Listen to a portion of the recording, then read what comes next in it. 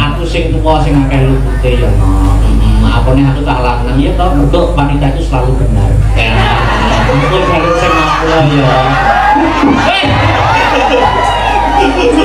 Kok malah Lagi bapak anak kok. Anak kok. Kok ngono? Siput. Bapak, Apa, Duk? Bapak kan pernah salah sama aku. Iya. Jadi Bapak harusnya minta maaf sama aku. Iya. Kan aku udah pernah salah. Oh iya. Cuk. Sini sumpung sini. Hei. Gak asik. Iya. Wes salim bapak wes sungkem wes. Loh kok gak dicium? Yo kok Wae. Sing nyung tangan iki. Nah.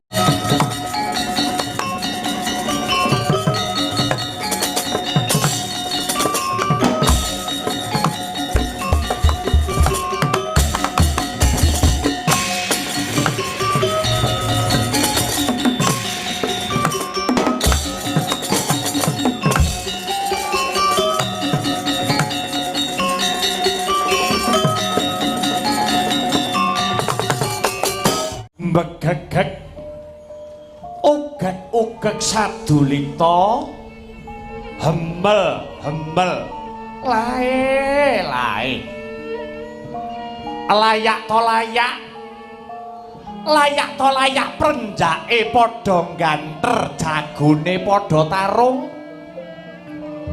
babar pisan Semar ora nduga mana lamun to gubukku karang kadempel kene kerawuan kadangku sepuh Kakang Togog Tejo Mantri. Kakang Togog padha winantu Basuki anggenmu prapta ya Kakang. Iya Semar pangrasa ada saka Sambikala kali saka rubeda anggonku prapta ora liwat kowe rak ya padha ginanjar kebagas warasanto ismaya Kang Bima Sakti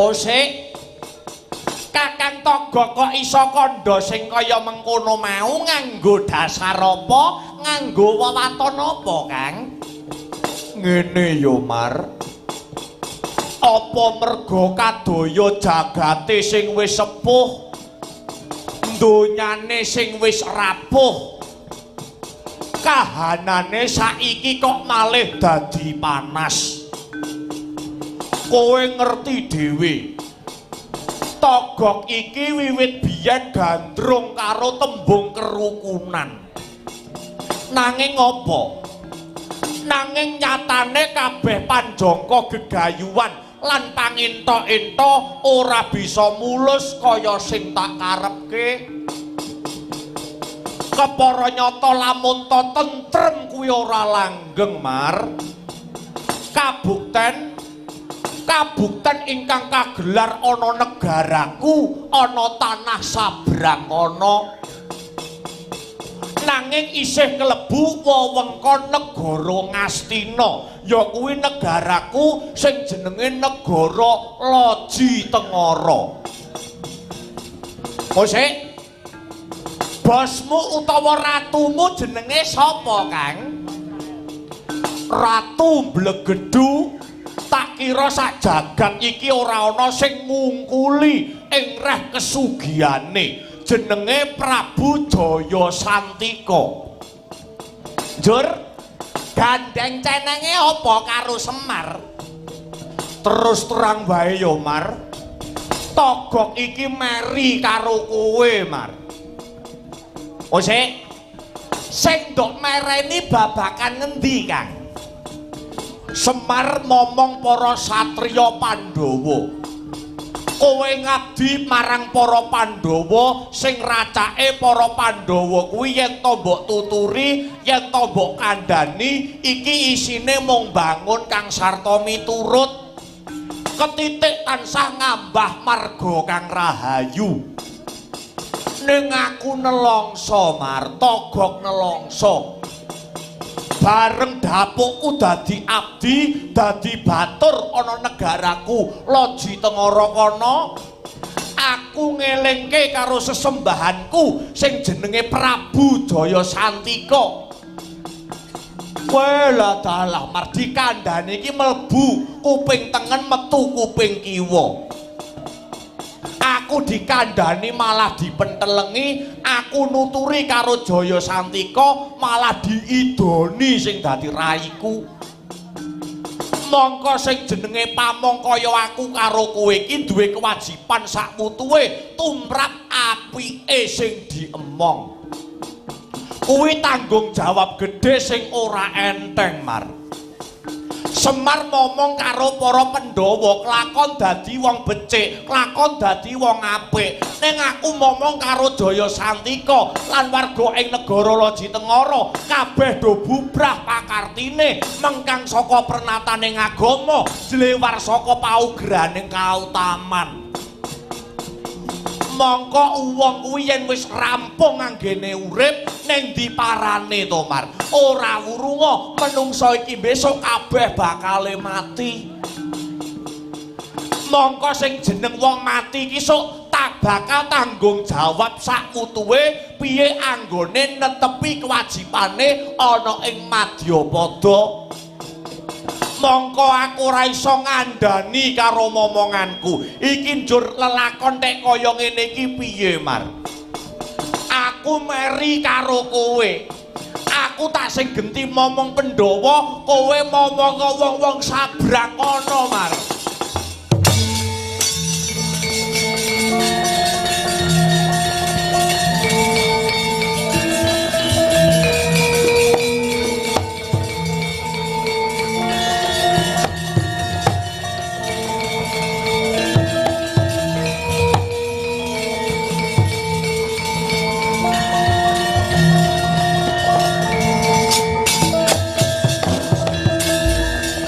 Sabantuk mahyune ngalah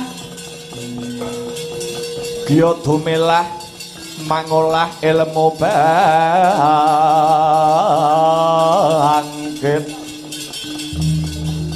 bangkit mikat reh mangugut kukutaning jiwa anggo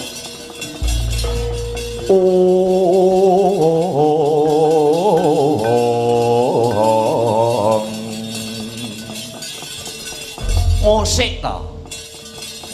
Ratumu sing jenenge Jaya Santika ki pakartine piye to, Kang? Wis tak kira lumaing bawana kureping ngakasa ki ndak enek wong elek kaya ratuku ki. Ya nadyan racake wiwit biyen sing tak emong ki wong elek-elek ning iki ngungkul-ngungkuli, Mar. Wis tanpa gagas panjeriting kawula dasih ing atase para kawula nete-nete sing dadi uripe bencana bumi banjir nekani kabeh padha ngungsi golek urip. Lah kok keraton nggih papane ratu malah dibangunke anyar iki piye jajal? Kabeh sing dadi panangise kawula dasih iki babar pisan ora digagas. Neng sing diupaya kuwi mung klemi sing lambe blenduke wetenge dhewe. Ing atase para kawula kinajan rekoso kaya ngapa iki tetep nglumpuke dhuwit kanggo pajek negara. Ning leh nanjake iki ora bener malah nggih bantakan karo sing ning dhuwur kono.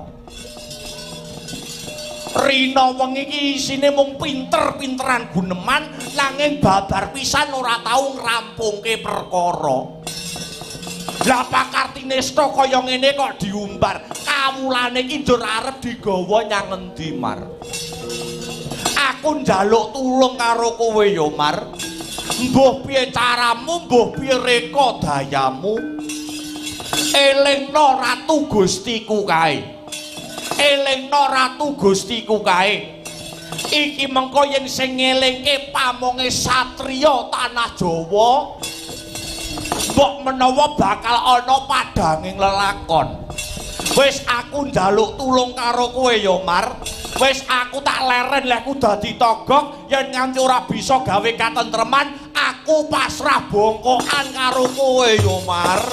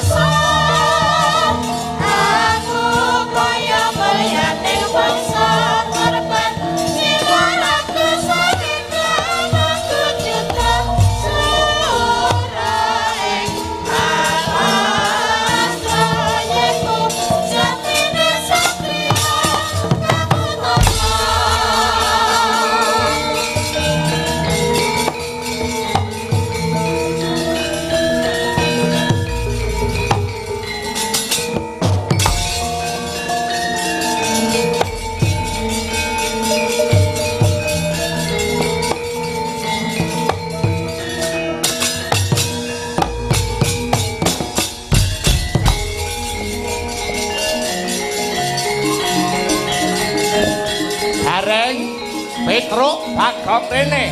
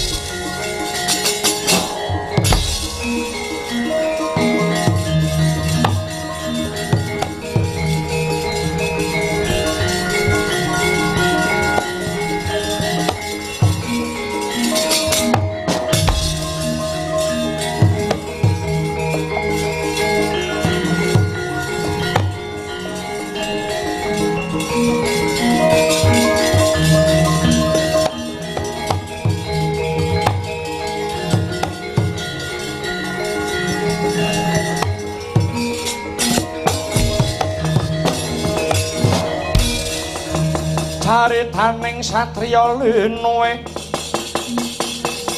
kang maradi mring kautaman tan pegat mring pangestune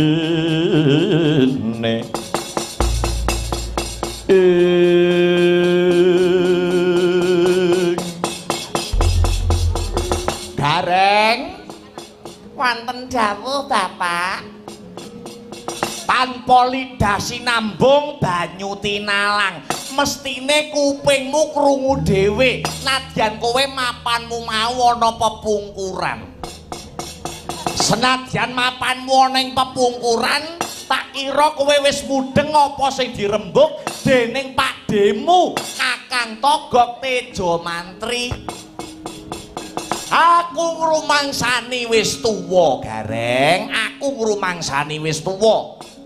Arep jangkake sikil iki rasane abot.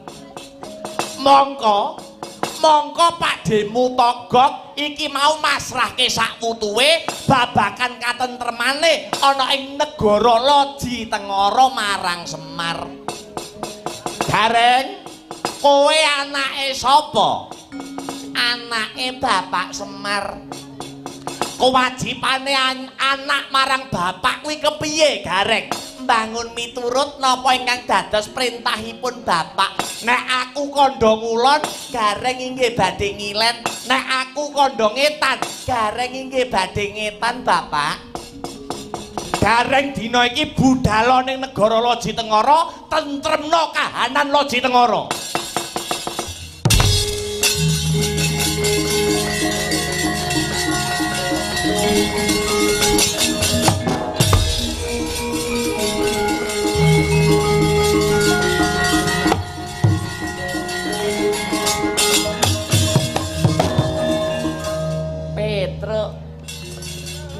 Petruk. Piye Mas Gareng? Kowe apaku, Truk? Kok dadak takon ya kabeh wis genah no. Petruk kuwi adine Mas Gareng. Kewajibane adik marang kakang piye, Truk? Adik kudu mbangun miturut apa sing dadi perintahe kakang. Budal ning negara Loji Tengara, tentremna kahanan Loji Tengara ya, Truk, budal.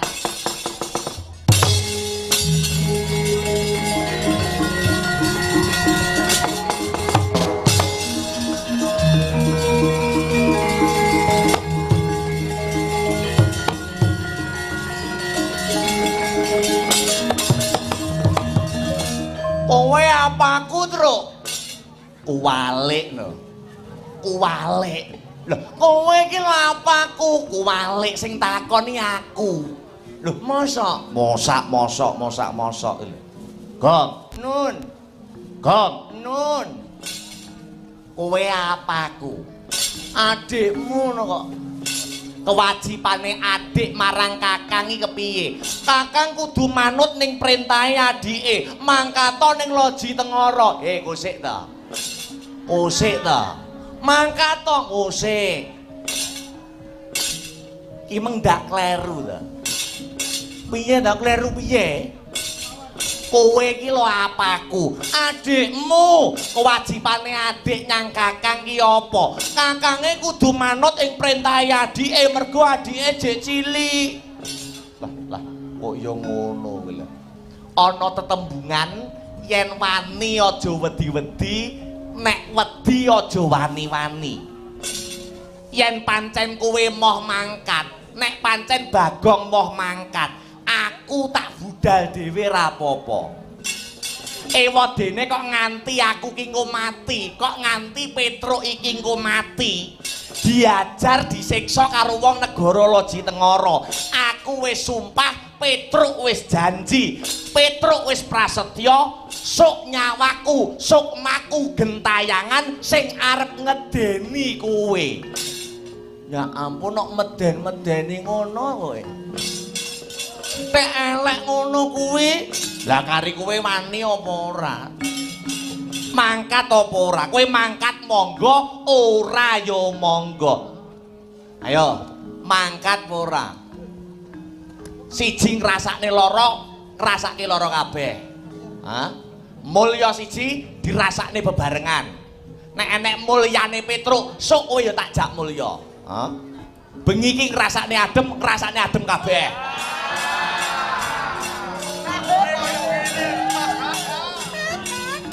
Tenan ya Truk, jan aku ndelok aku meng kademene aku meng nguyuh, heeh, bae ndelok nggon aku iso le cilik lho. Kowe iki rumangsaku, yo budal bareng ning negara Loji Tengara, abot enteng sangga wong loro. Ayo.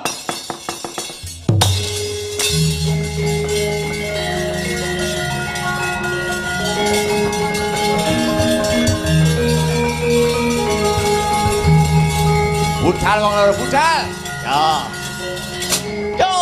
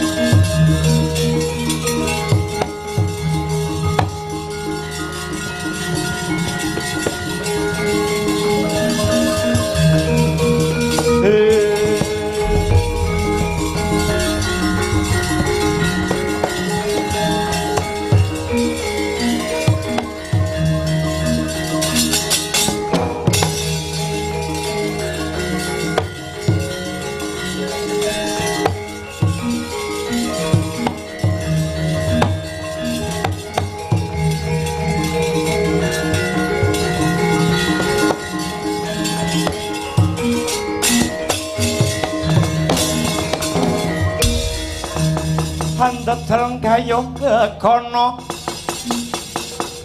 Risang Rama Ndaya Patyana yaksa gungcang krama namane wil katak sini jejagi jroning mare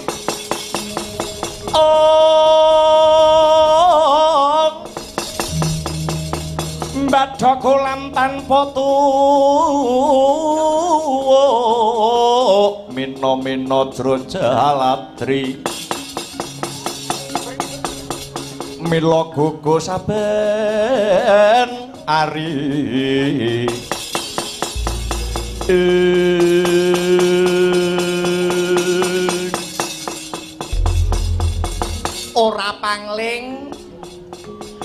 ora pangling sing dadi panduluku iki pendhita Kendali Sada Begawan Anoman inggih Ki Petruk kula ingkang merpeki jengandika Ki Petruk Anoman rayada slamet to man inggih awit pangustunipun Ki Bagong wilujeng nir ing Sambikala syukur nek ngono ana wigati apa man merpeki marang kantong bolong nuwun pangapunten Ki Lurah bot-botipun nampi dawuh saking pepunden kula Ki Badranaya kula nampi perintah supados anjampangi dumateng tindak jengandika Ki Lurah Petruk ingkang badhe prapteng loji tengara njejekaken adil lan bebener pramila saking punika Ki Lurah sampun wasu melang ing penggalih kula ingkang badhe ngreksa dumateng kayuwanandika tuwin kayuwananipun Ki Lurah Togog. Wah, matur suwun ya, Man. Syukur bagi sewu yen pancen kaya ngono Senggana. Ning ngosek lho. Kowe aja ngarep-arep apa-apa. Mergo niatku labuh sing kanthi tulus tegese lelabuhan sing tanpa ngarep-ngarep bebungah apa-apa lho, Man. Nuwun inggih Ki. Babakan menika kula sampun mangertos. Pancen sampun dados sedya kula ciptaning galih. Wiwit kuncung ngantos gelung. Gesang kula menika badhe kula sramakaken kinarya nindakaken dharma tumrap katentremaning bebrayan. Bagus yen pancen kaya mangkono. Ayo digelak lakune prapteng loji tengara. Njejekake adil lan bebener padha nganggo tekad sinatriya. Muga-muga iki mengko negara loji tengara enggalo antuk suluh sulak pepadang ya Man. Nuwun inggih sumangga kula dherekaken Ki Lurah.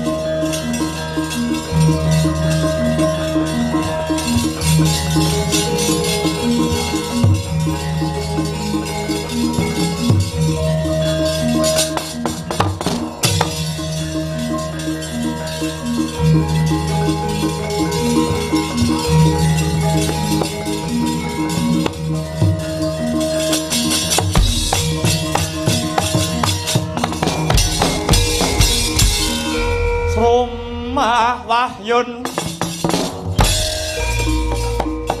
Sang Yaksendra Pura Rupa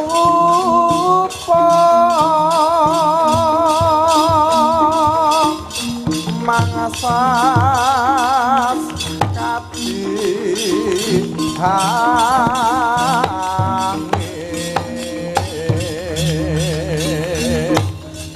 Pangsa Palkaprapal Selo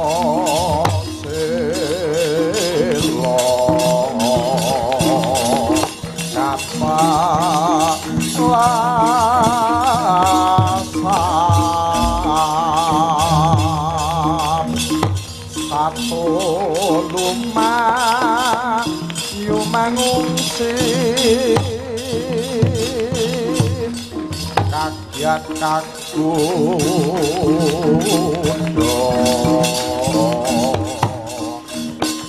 Kang Joko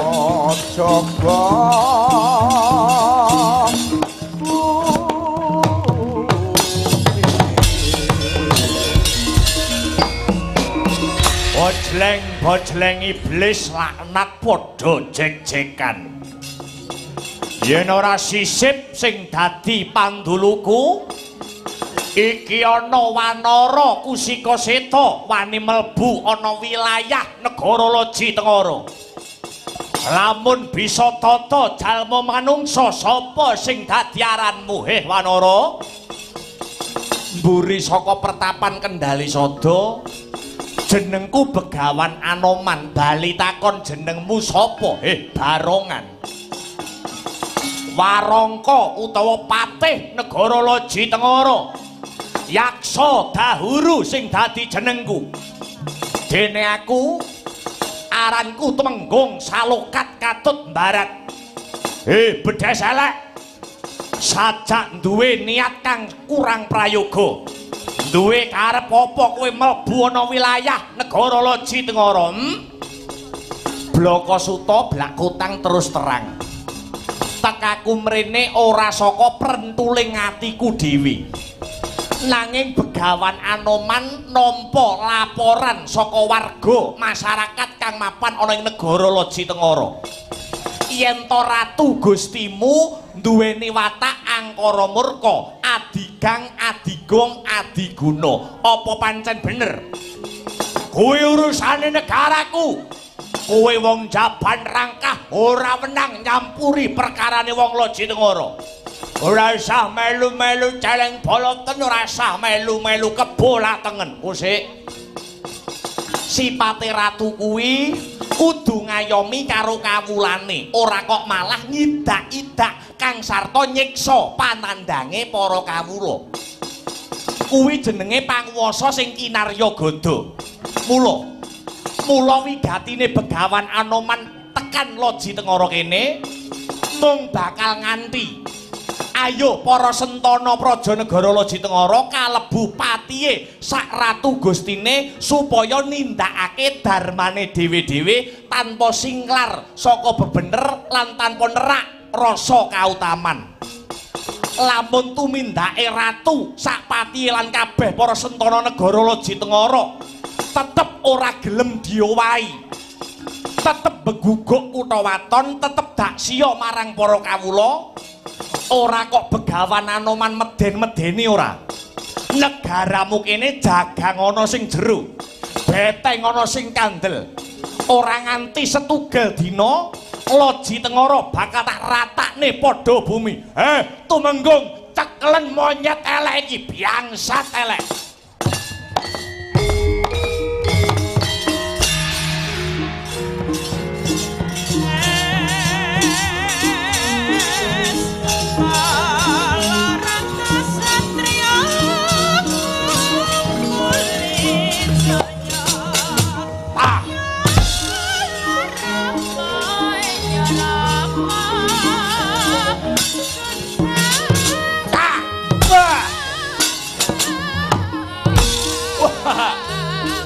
Monyet kurang toto.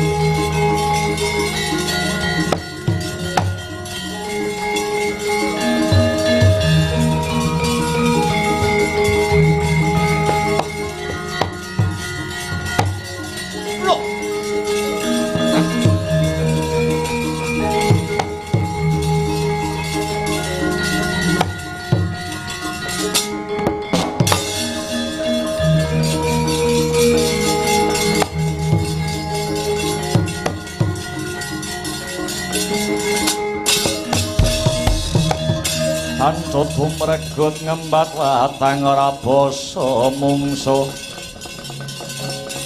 sanggep jojok antaran bau sayekti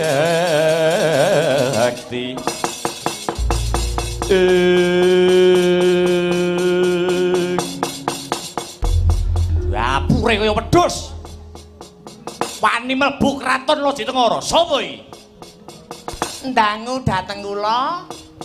Nami kula Petruk Kantong Bolong. Dene wingking kula niki adi kula Bagong. Lah ndika?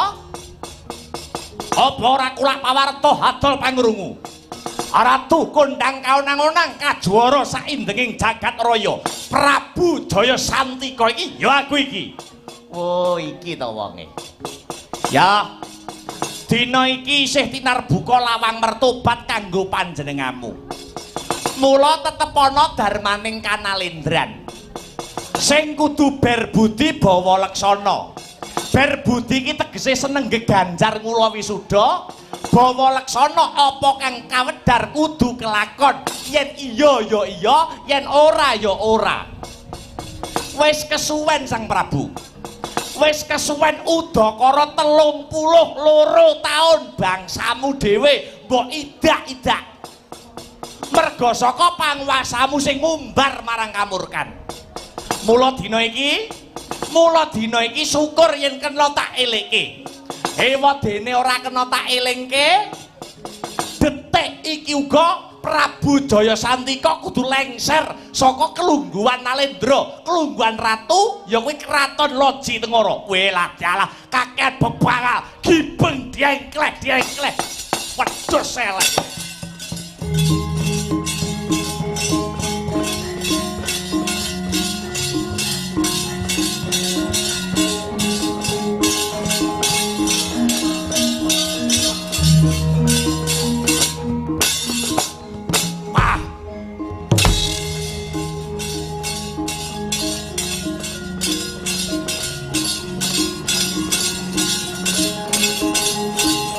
Oh, ngejak geger iki.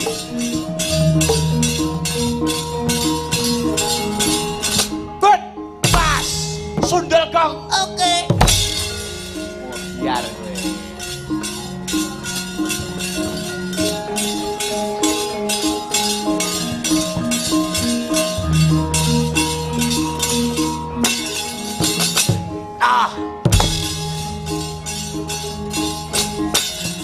jebol, sia-siamu kowe.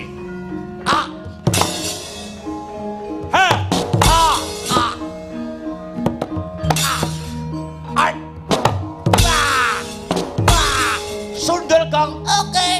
oh biar kowe.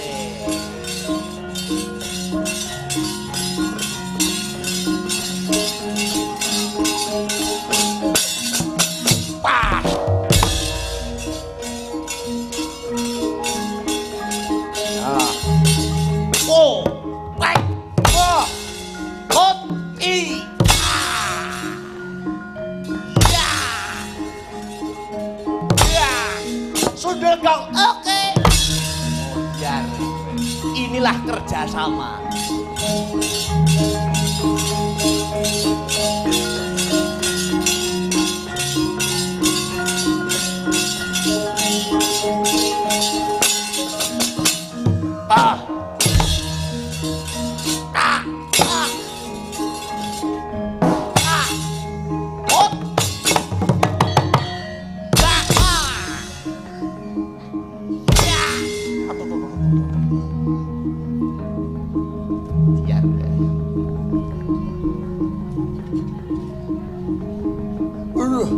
Hei! Ho! Ho! Hei! Pas! Hot! Sundel kong! Oke. Ya!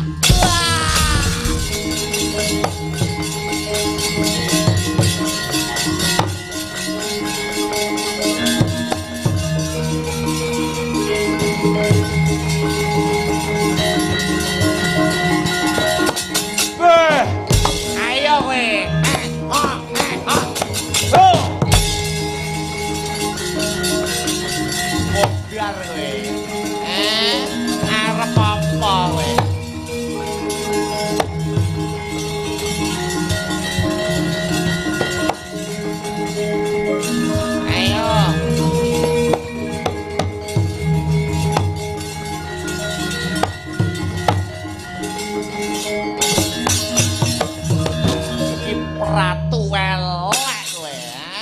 koyok ngene kok ngendel-ngendel.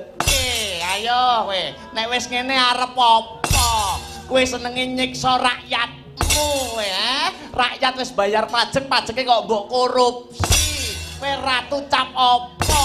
Kurang marem nyoh tambahi. Aduh. Ampun nggih Petro. Ampun apa? Ayo sambata kowe.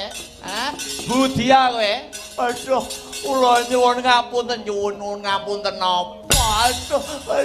Aduh, mati aku. Lho, ngetok. Mati tenan ayo. Sambata kowe, Arep apa nek ngene? Apa ora ngerti kowe, Jaya Santika? Wong urip ki nandur ngunduh utang nyaur nyilih baleke sing gawe bakale nganggo. Kowe iki ratu, kowe iki pimpinan. Pimpinan sing wujute ratu utawa nalendra kuwi ora bebungah nanging amanah. Kudu tanggung jawab sak wutuhe babakan tata titi tentrem ing negara. Ngerti ora kowe Jaya Santika? Inggih ngertos. Murang tata ayo. Gelem bertobat ora kowe? Kowe gelem bertobat ora? Kowe rak aku toyo ndias. Kowe ayo, gelem tobat ora? Ngomong gelem kok bojomu nggih aku. Masamu. Kowe kok mangsaku rusuh kowe iki. Ayo, gelem tobat ora? Aduh, ampun. Ora seuman ampun gelem ora? Kowe janji mok tutuk-tutukne anggonmu ngumbar kamurkan. Aja takon dosa kowe tak kei urip ben kowe gelem bertobat. Nggih, matur nuwun Ki Petruk, matur nuwun. Ayo, tobat ngono. Aduh.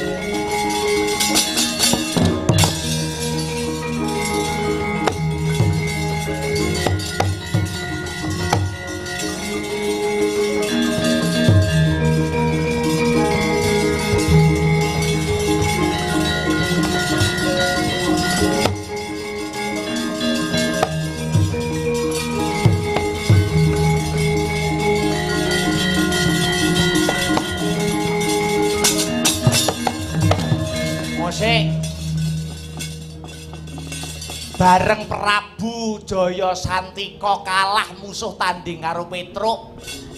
Ki kok enek wong-wong tuwek kok dampyak-dampyak iki sapa? Nyuwun sewu Ki Petruk. Kula kaliyan teng wingking-wingking niki bakul sayur wonten pasar Loji Tengara. Bakul sayur. Lah kok dampyak-dampyak tekan kene? Kowe njaluk apa? Nuwun sewu Ki Petruk. Gandeng Prabu Jaya Santika sampun lereh keprabon. Ateges dampar keprabon ingkang dados ratu wonten Loji Tengara mriki suwung. Loji Tengara sampun boten gadah ratu. Gandeng paduka Ki Petruk ingkang saged nentremaken dumateng swasana. Paduka ingkang dipun pilih kalian para kawula dasih lapisaning para bebrayan agung sak negara Loji Tengara inen dados ratu wonten negara Loji Tengara.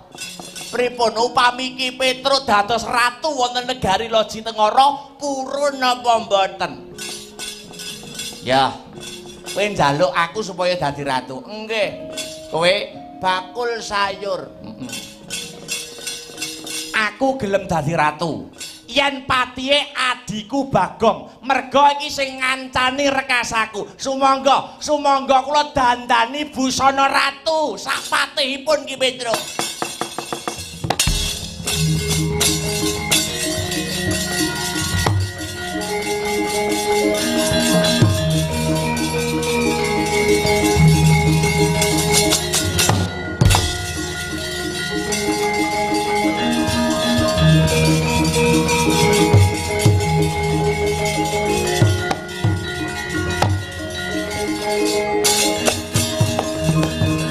Prataruna hangutiya Sanes karo mangka sangone dumati Marsudi engkang kang akeh gunane bisane sambet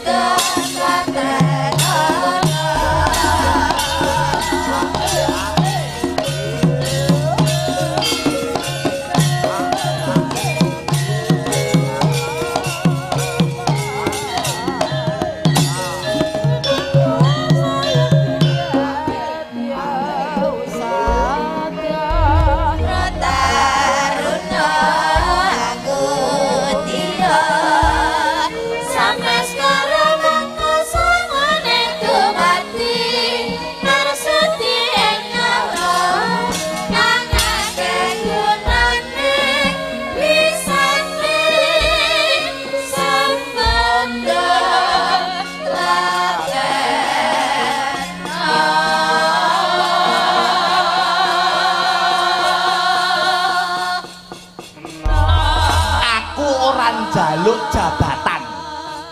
Aku ora njaluk kelungguhan ning sing milih kowe dhewe supaya Petruk dadi ratu. Nggih ki. Musik. Kowe dadi para-para bakul sayur. Nggih. Saben dinamu ning diteng pasar. Bendinamu ki ning pasar. Nggih. Ya, gandeng saiki pimpinane ganti. Gandeng negara Loji Tengara ratune ganti, tegese kebijakan-kebijakan kang sarta budaya-budaya sing elek ana ing negara Loji Tengara kudu diganti budaya-budaya sing apik, budaya-budaya sing becik. Makaten ki. Ya, kowe nak nyambut gawemu ning pasar. Nggih. Saiki ratune aku. Ratune Petruk. Petruk duweni kebijakan. Sakwuse Petruk dadi ratu ana negara Loji Tengara, pasarmu tak wajibne pendak taun wajib nanggap wayang. Lah iki. Ngaten ki. Iya. Janji pendak taun ndak nanggap wayang. Wah, sak bakul sak pasar kabeh anyang-anyangen iku. Nggih, nggih. Budaya sing elek diganti budaya sing apik. Kowe bakul-bakul perwakilan bakul-bakul sing madhep ning aku, tak angkat derajatmu saka bakul sayur dadi Sentana Praja, pejabat negara Loji Tengara kene. Aku duweni penjalukan. Kanthi Petruk dadi ratu ana negara Loji Tengara, negara kene dadiya negara sing adil lan makmur, gemah ripah loh jinawi Kartatata Turaharja. Ratu Loji Tengara, jenengku wis dudu Petruk, Prabu Tongtongsot Bel Geduel Beh, Patih Loji Tengara, Patih Bawor Sari iki.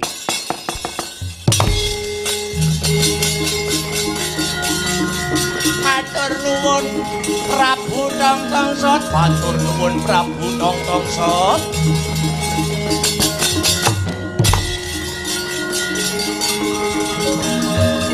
Matur nuwun ya. Anoman.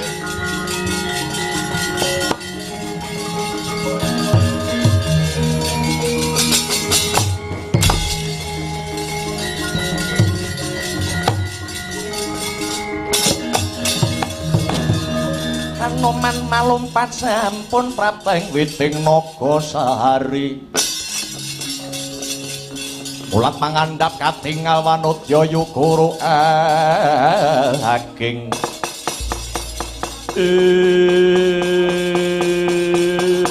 Anoman, kula wonten dawuh sinuwun, sinuwun Prabu Tongtongsot Bel Geduel Beh. Anoman dina iki tak angkat derajatmu dadi pujangga agung negara Loji Tengara kene. Duh ngaturaken agunging panuwun sinuwun, sinuwun Prabu Tongtongsot. Ya.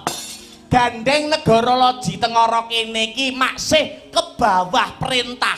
Negara Loji Tengara iki isih bagian wilayah saka negara Ngastina. Anoman tak perintah dina iki lumarapo ana negara Ngastina sowana Prabu Duryudana. Aku kepengin ngelingke Prabu Duryudana sak Kurawane kabeh sing kaprah duweni watak angkara murka. Watake nista budine candala. Sanggiten kanthi rungsit. Sanggiten kanthi rungsit ngangge tembung kowe nyiliya dampar ke Prabon Ngastina. Mengko Prabu Duryudana sak Kurawane mesti mudeng. Yen ana ramene aku sing diadyaki.